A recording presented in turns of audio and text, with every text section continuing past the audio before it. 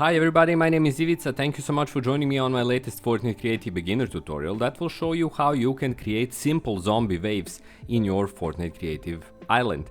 Now, I'm using only two devices for this, and there are multiple ways how you can do it. I'm going to show you one that in my view works the best and is the simplest to start with. And these devices include simply a timer, so a timer device, and besides that, a creature spawner. I have both of these and I have set both of these in the game already. So let's say that we have a concept that once I get into the game, I have just one enemy that spawns immediately, and then after that, 10 seconds later, I want another enemy to spawn immediately on the same location. How did I do that? Well, in the first spawner, I'm just showing you the modified options, the things that I changed when I set this up.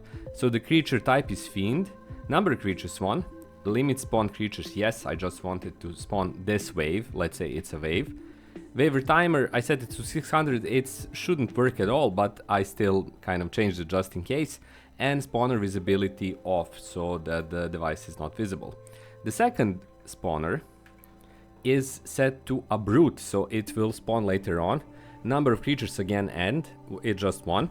Limit spawn creatures, yes. Visibility off, and this is important, enable at the game start off. I don't want it to be enabled, and instead I want this to happen.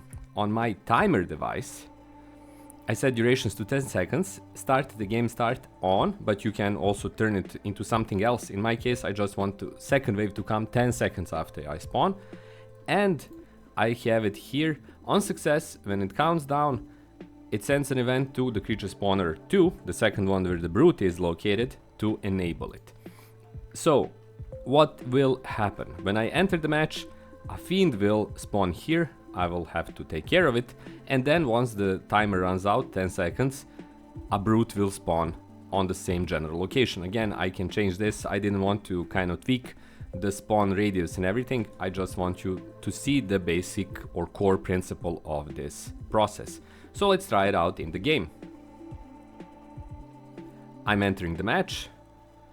As soon as the game starts, I'm seeing a spawn effect. That was the brute. This is counting down 2, 6, 2, 2, 1, 0. Countdown is done, and here is the brute. So the fiend was here and the brute is now gone. So there you have it.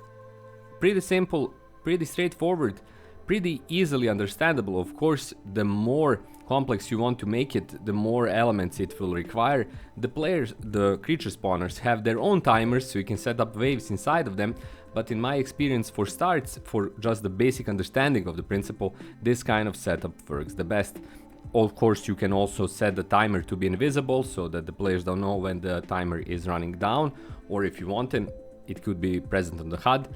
Also, you can have your spawners visible, you don't have to have them invisible. There are a bunch of options that you can tweak, but this is the most basic core principle of creating zombie waves in Fortnite Creative.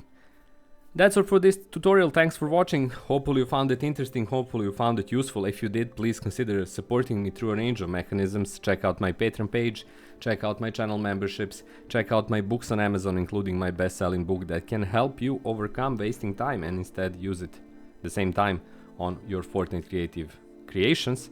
And of course, the cheapest, easiest, fastest way to support me, you ask? Well, just leave a like and subscribe to my channel so you can be here for my new tutorials. That's all from me. My name is Ivica. Thanks a lot for watching. Have loads of fun in your Fortnite Creative adventures, and I'll see you on my next video. Until then, bye bye.